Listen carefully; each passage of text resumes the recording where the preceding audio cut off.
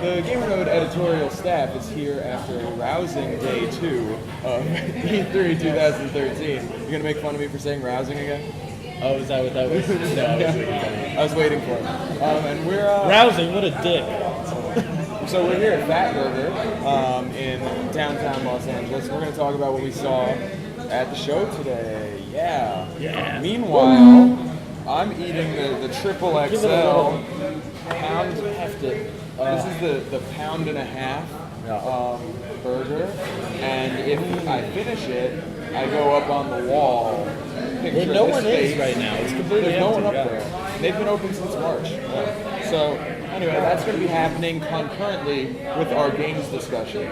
So this is a food show and a video game show. All two types of entertainment for a price of one. Awesome. And Which is absolutely no price because you're not paying to see it. And I get to eat, which is really the best part of it. Exactly. You guys have onion rings, which I'm looking at. I'm super jealous, but yeah, you're gonna have to you need to save all the room you can for that burger. And obviously, I'm here as usual with Mike Murphy and Dan Crabtree. I'm Eddie Inzauto, and we're going to talk about some games. So you had some questions for us, Dan.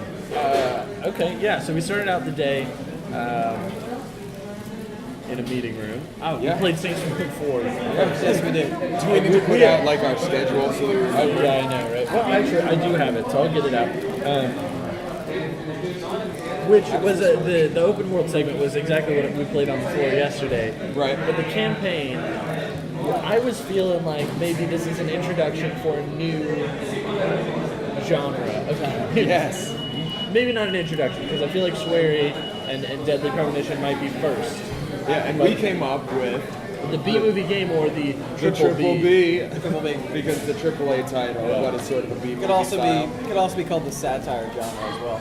Yeah, in some sense, right? Where they, Keith David as Keith David. You don't do that just for a game that you're being serious about. Right? And clearly Aubrey Norris is queen of PR for a game that has that fetish about. Have you guys taken bites yet? Oh, no, I It's a have delicious not. burger. Oh, yeah? Fat burger, for real. Beautiful. I'm sorry to interrupt you, but I had to that's say super that. fun. Because clearly one of us has to not be eating in order to talk, right? At a time. So, Saints Row 4, I thought it was pretty great. Aliens attacking, you're the president with superpowers, crackdown physics, where you jump in super fast. What I really liked was Dubstep gun. Yeah. And the president himself, the way he was like so slick, like just running down off the back steps of the white crib and jumping into the turret. And he's just like so cool. Can we talk about that turret, by the way? So yeah, the White House, the White Crib, has a turret built into it that's not just like an anti-air gun, but it's also like decked out and like patriotic, like Comes up out of the ground. And then they had a segment where all of the aliens invading lined up like Space Invaders. Yes, they're very cool. Space Invaders. Very cool homage. So clearly the game's going to be hyper-referential. I mean, it just sounds insanely fun. I love that those guys at Volition have done that. I think the question that I think when I see that kind of content is, what do they do after that? Yeah. Do they continue? I think you're attacking from both sides?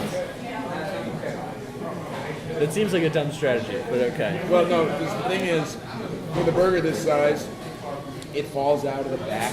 Totally, So you might have to manage it from all sides. Okay, fair. So I'm doing micromanagement here. But I mean, what do you do after that? I don't think you can really push the envelope too much more. I mean, I say that now, but someone will, right? I mean, I guess we always say that. Yeah. Right.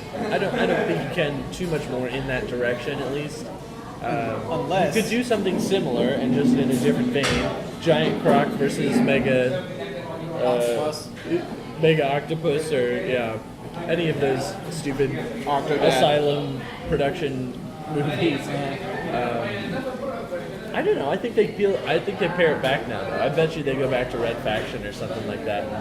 And Try to get away from the silliness. I bet. Maybe.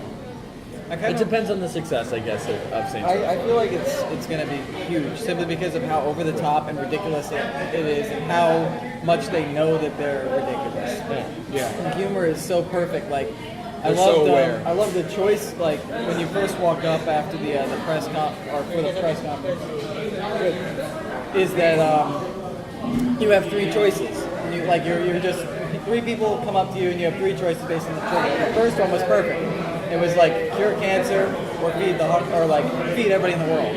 And you look at the bills, like the font and like the title of them is like fuck cancer and like Oh wow. nobody goes hungry, some shit like that. I would obviously feed the hungry. And it just fits perfectly into that over the top humor that satire humor. I don't think the choice actually had an impact, at least that we saw. I doubt it does. I'm wondering if that's in reference to the fact that maybe there might be cutscenes in the future where maybe you do have choices like that, or if it was just a way to show off the game's sense of humor early on. So, I mean, you guys played that a little bit further. Like, how did you feel about that game? Because we were going to talk about what games we really enjoyed the most, right? Like our favorites. So, would that one have been up there for you guys? That's up there for me. I enjoyed the crap out of it. I love sandbox games. You can run around and do all kinds of stuff. And it's like, it feels like Saints Row took like what seemed to be so good and so much fun about Saints Row 3 and combined it with Crackdown stuff that made Crackdown awesome. Crackdown. A lot of people love Crackdown. And I've become obsessed with the dubstep gun. I can just hold that trigger down and watch people dance while blasting aliens all day. And another gun that I enjoyed was the Singularity or Black Hole gun. Oh yeah. Which was fun. People are bothering you, you just fire a black hole right into them. What about no guns at all? I've found that I was most effective just running into aliens and like beating them senseless with my fist as the president. I stone cold stunnered someone, and like he does these crazy wrestling moves. It's just awesome. Pile driver. There was one where if you're in a sprint and you want to like attack somebody, like in a sprint with your superpower, and you hit the melee button, you do a sliding groin shot. That's really fun. That was not my favorite. What was your favorite? I'm not sure I've decided yet. I certainly really liked Plants vs. Zombies. Yeah, tell us about that, because I thought Super it looked delightful. really good too. What it looks visually, graphically, super crisp. And this was on it was a huge screen that the demo was on, maybe a 80-inch screen, big screen, and the fidelity was super high. Because it's Frostbite 3 engine, which you're like, everything why? is Frostbite 3. Like half of EA's booth was Frostbite 3. Yeah, and you're like, why bother and doing the that? developers are loving operating with this. I was asking the Really? Need for Speed guys, they're like, oh yeah, it's great. Excellent. Well, great. Good. Either way, the folks that are making Plants vs. Zombies, they figured out how to use it. And so it's sort of like Horde mode meets tower defense. Okay. So there's a little bit of the element of the previous games. You play as the plants, and you can be one of, I think, 4 different classes that they showed at least. Yeah. And so there's like the sniping classes, the cactus, and there's the sunflowers, the healer, and there's a tank class, and you can plant turrets depending on what class you are. The turrets will do different things. You can build walls, you can burrow into the ground, and each plant has an ability where you can root and essentially make yourself a tower, and then you have some sort of more powerful ability. And the zombies themselves are super silly. One of the bosses was Disco Zombie, and his minions were backup dancers.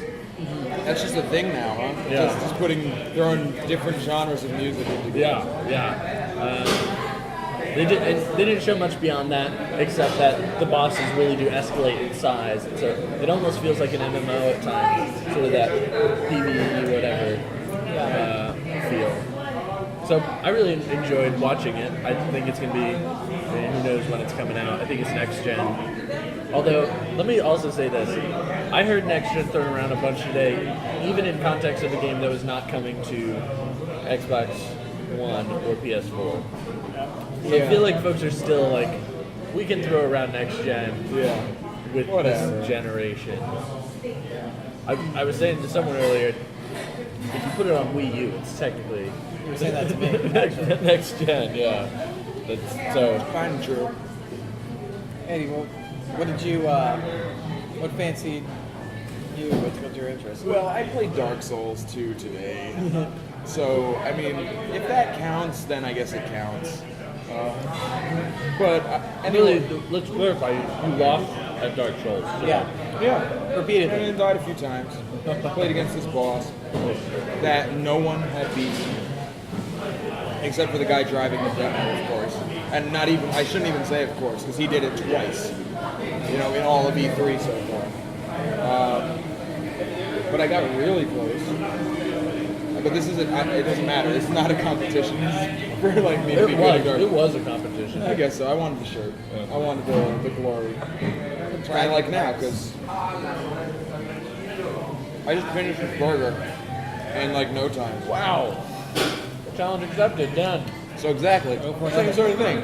I wanted to accept the challenge of Dark Souls 2, and I failed that.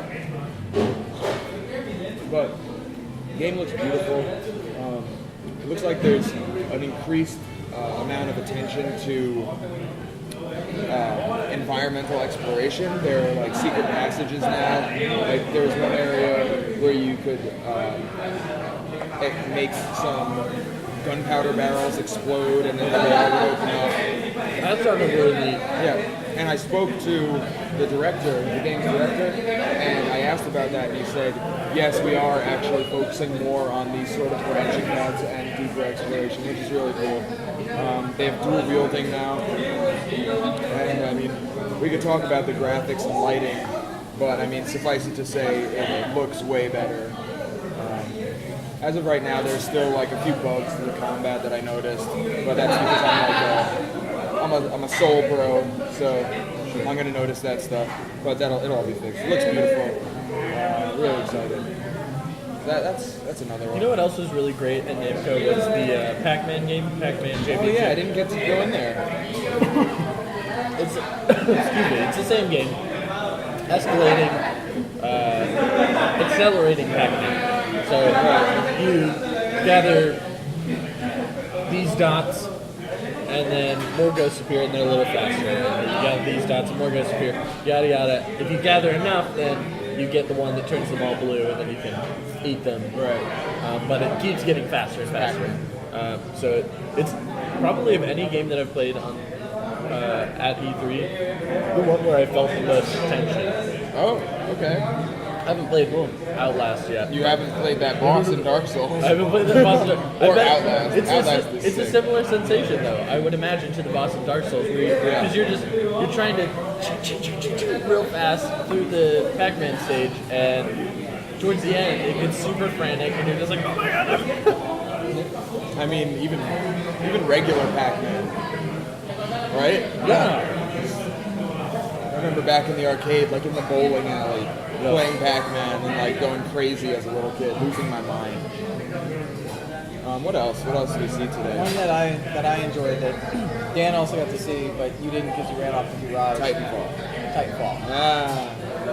I found it interesting not just because of the reintroduction of mech combat, but the way that they've structured and managed and kind of made changes and alterations to a classic first-person shooter multiplayer game type, which is like the Conquest type map, where there's 3 different points that people fight over control for.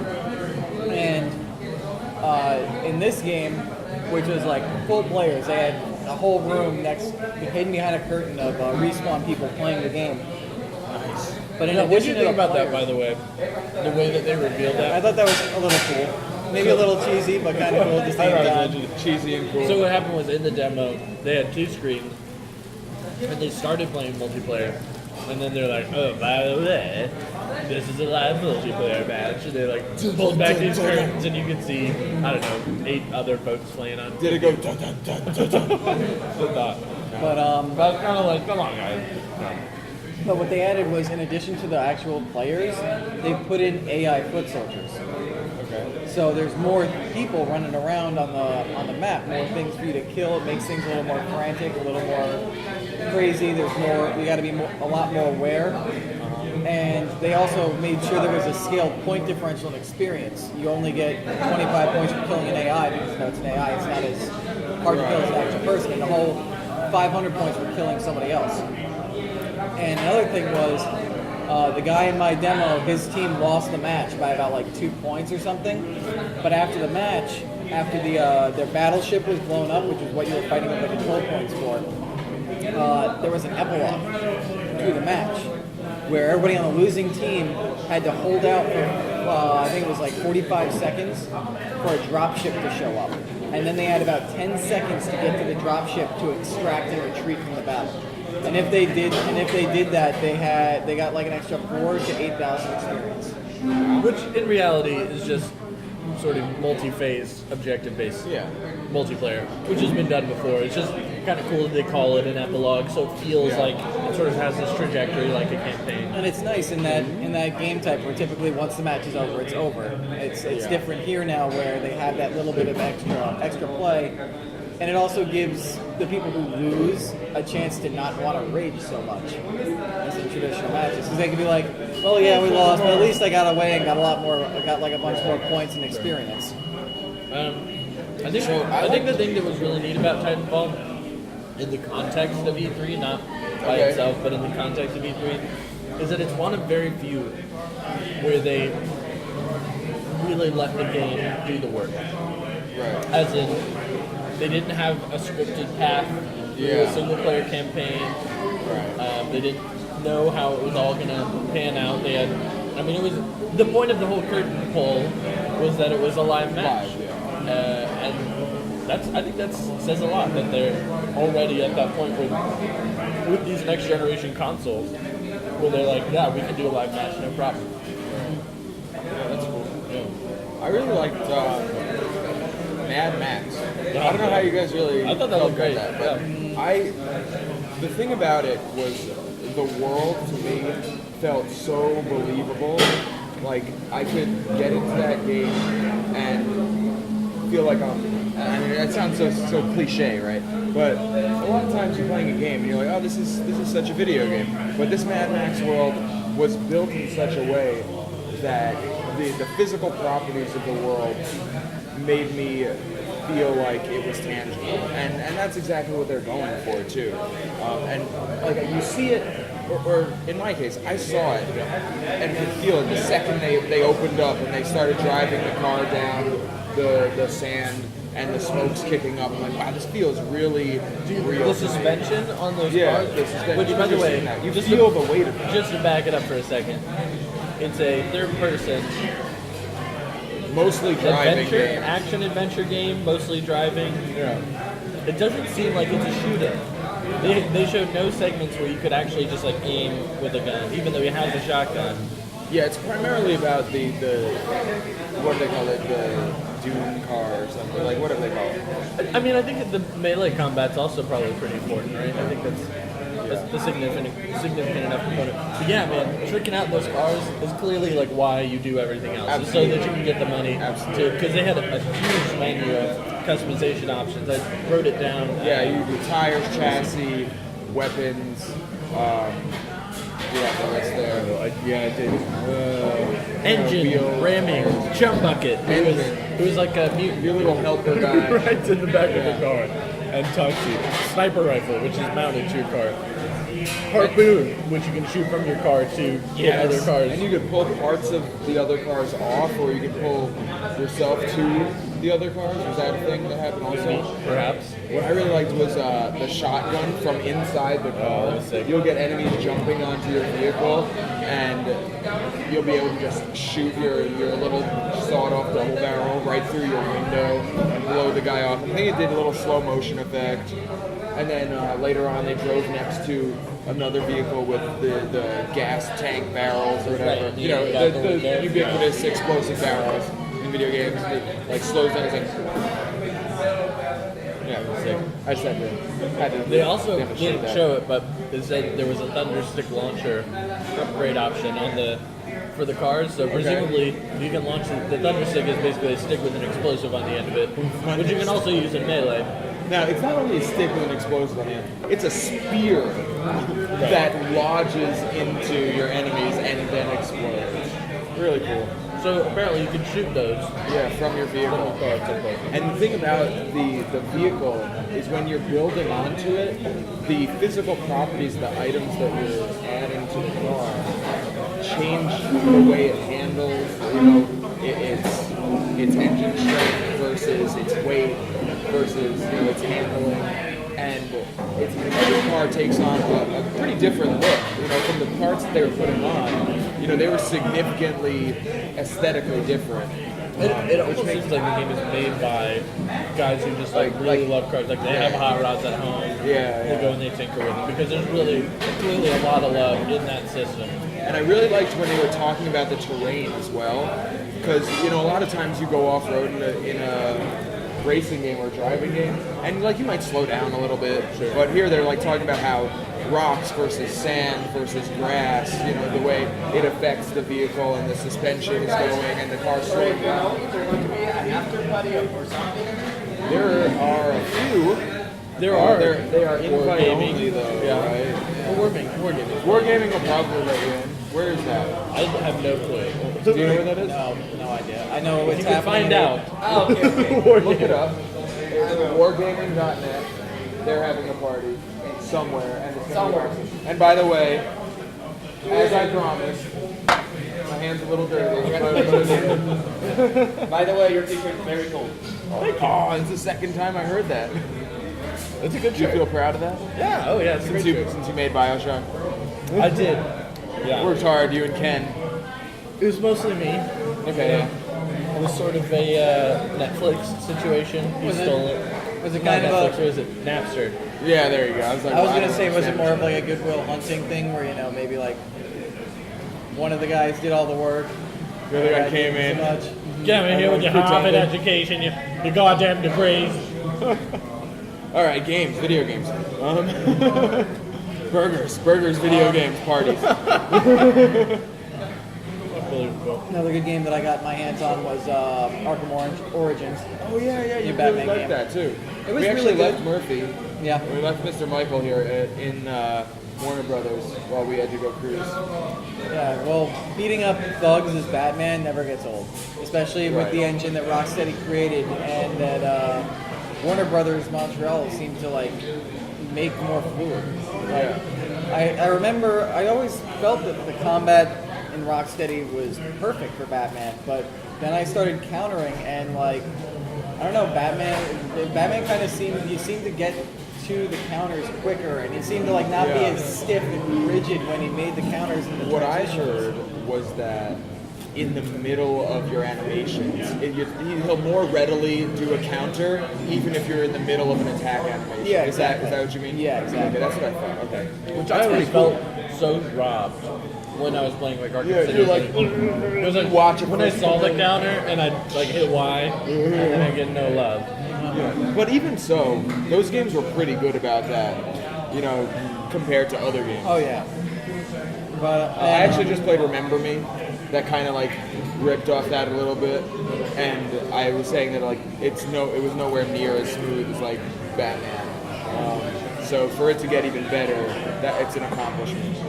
We were talking to the guy there. He said that they basically took the engine. They took Rocksteady's engine, wholesale, everything. Yeah. Made their new game. So he actually said you won't tell a difference between the two. Which he was saying it as a positive thing, but I guess it's positive. well, it's in the Arkham series. Yeah. It's kind of weird to make an entirely different engine for games that were so well critically received and people identify with the game so well. And the game director actually clearly understood that, because his whole MO when building the game was, we're not going to change anything because obviously it's good. We're going to add. He said we're only going to put pluses.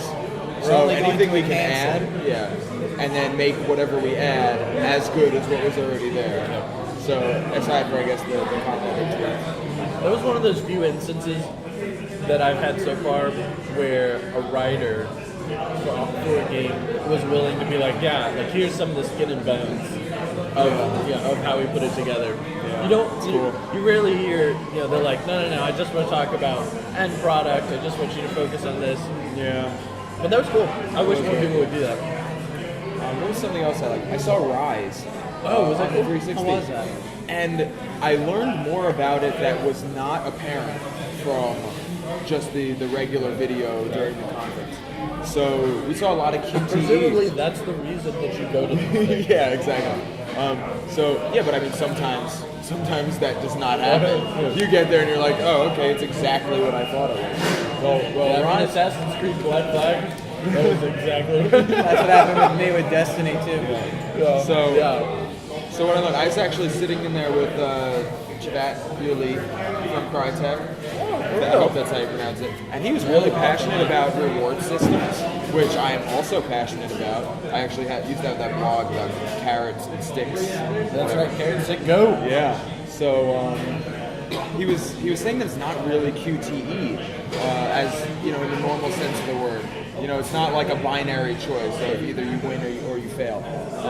So those things are actually part of the execution system, which is a little bit of a meta game within combat that you use to reward yourself, because the game is kind of unforgiving. There's no regenerative health, you know, automatically. There are no like health packs or anything. You can only gain back health by doing executions during fights. So you wear your enemy down, then you click the button to go into this execution mode. Then you have the QTE, which is based on timing. Like a lot of the game is stressing timing, and there were multiple levels of timing that could gain you either like a whole load of health. That's sort of like the Gears of War. Yeah, kind of like the reloading, right? I think, yeah, they were one of the first folks to do that at least well. Yeah. To give you an extra little thing to do that helps you. It was just a mini game, Right. kind of. And you can fail it. And there's no failure. You still kill the guy. You just don't get the bonus. You just don't get the satisfaction of like Yeah. stabbing him through the neck. No, you get that. But you still do the execution, but you don't get satisfying. You don't get the extra health. you don't get like the health. Or he said there are 3 other categories of bonuses. So it's like buffs, kind of like And- regenerative health and buffs. Yeah. But he didn't say what those other 3 were. Like I imagine it might be, you know, something like a buff. It might be, who knows. But he wasn't willing to talk about it because I actually went up and like probed him after, and he was like, and so that was really cool. And it looks really good. They're doing all performance capture for everything. They can afford it. Yeah. Combat looks smooth. It has that's what I was talking about. Coming off of Batman, it's another one of those games where you'll be fighting and you hit the counter button right in the middle of combat, and it's totally omnidirectional. So you'll be fighting this guy, and then you hit the counter button, and he'll like bring his shield up over here, and you can wear down 2 enemies at the same time. And if you get them both to that like stagger point that you're used to having in combat, you can then do double executions. And whereas maybe a regular execution, you'll have 2 of those button prompts on screen. For a double one, you'll have between 3 and 5, so it makes it more difficult. You earn more rewards, and then there are also environmental executions as well, where it's a lot simpler. You just like kick a guy off the cliff or something. It's 1 button prompt, and you get a little bit less. So there are a variety of ways to do this, and it all looks super good. And the executions are specific animations that you earn throughout the game. And he said there were like over 100 different execution animations that you sort of like bank up and you'll use them. And during the executions, I didn't mention is that you actually get to choose which of those buffs. He said there'll be like a D-pad with the 4 of them, and you choose a little bit before you do the QTE, and then you get it. So it looked really cool. I was really impressed. It looked really nice. And everything has smart glass in it now. That Xbox too, and that's one of them. It's like timeline stuff. It's weird Did you stuff. say that Rise left a much better second impression based on what you saw at Microsoft then? Yeah, definitely. Great. Because I even heard other people like go a little down on like, oh, it's whatever. Now that we're on the Xbox One, I want to get your guys' opinion. You got to play with, did you? I didn't get to play it. Okay. Then I'll ask you, Dan, because we both got to with Battlefield 4 and with that. I can't for the life of me remember that indie game that was on Secret Poncho. Secret Poncho. That I didn't. Yes. And you had the option to. Competitive shooter, yeah. How do you, now that we've both Super had stylish. had like a couple minutes, a little bit of time with both the new next-gen controllers, I dropped that name again, I wrote it again, crazy name, in our hands, what's your opinion on the 2 new controllers? I like the PS4. Which is so surprising to me. they've added resistance I to liked the it. sticks. Yeah, the sticks feel nicer, and what I like about is the new like R1 or R2 and L2 buttons. They have a little curve, like they're like an actual trigger now, so they Are you don't talking slant about off. So the Xbox One controller? no, I'm talking about the PlayStation 4. Okay. They've got that slight little curve that actually helps cradle your fingers and feels more like a trigger, which is much better than the flat. Xbox One actually also did that with their triggers. Yeah. Well, the original Xbox has pretty much good triggers too. Whereas the PS3 has like those kind of, we're just hanging out here, like doing something. God, I cannot stand And R2. what about the R1 and L1 buttons? Are those more like bumpers, or are those still more like They're about the same, but I mean, I never really had much of a problem with the PS3's L1, L2. It was more the flat surface and like the chance of your fingers sliding and slipping on the L2 and R2 buttons. You know what I always, not all the time, but it came into play a few times in Dark Souls and Demon Souls, where I'm playing on PS3 and I put down my controller for whatever reason, like I have to go grab something, like someone's at the door, whatever. I put it down and like, since you're resting the PS3 controller down, it rests directly on the buttons. It does, yeah. And like my guy will swing and fall off a cliff by accident. I'm like, I just want to put it down. Come on. And the That Xbox happens 360 whenever didn't do I that. get angry and I throw the controller at the peasants in my Sometimes yard. that happens. And I'm like, fire, pox upon you, and then my guy falls off the cliff, and I'm like, come on. Well, that's classical operant conditioning, actually. But yeah, I feel you on the resistance on the I'm analog looking forward to sticks. playing more tomorrow. I think it's going to be. I imagine that my impression will stay the same, though. And with regards to the Xbox One controller, it feels pretty much just like 360 controller, Fine with except me. for the Sticks are a little bridges on the smaller. sticks. Sticks are a little smaller. I'm not sure if I like the added like lip to the sticks. Because normally when I move like my right thumbstick around, I normally have it on the edge, and it felt a little uncomfortable with that new bridge. Not How much enough of to that? really How much upset of me. that is like really practical, and how much of that is like you like thinking, well, I wonder what's different about the control? Like, would that go away after a little while? It might, but my initial impression, I wasn't paying attention to it, but I was just, well, my left stick was fine, but my right stick, normally when I'm running forward to this battlefield, or looking around, because that's what the right stick does, not run, it just felt, and it was only when I was pressing up, for some reason. So, I mean, I don't think it But I'm could sure be it's just something I that can get position. over I it, bet you Yeah, would. but it's just a thing.